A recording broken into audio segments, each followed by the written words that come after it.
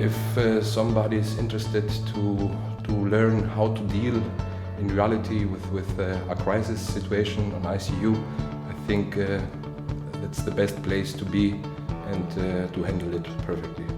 The simulation and not just talking about the theory, but the application of that theory to their practice in a safe environment has been very popular with the learners that I've been speaking with.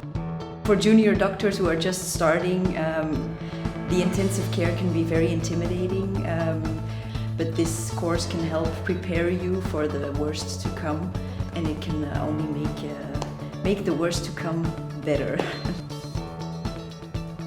I consider this topic absolutely necessary for everybody who is interested in ICU.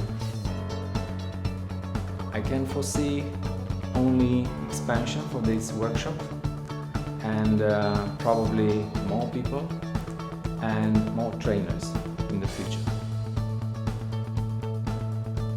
I actually have already told some of my friends about it and recommended to them to take one of the future classes, people that I know from my critical care training. And I just thought it was a really good course and people will benefit from it.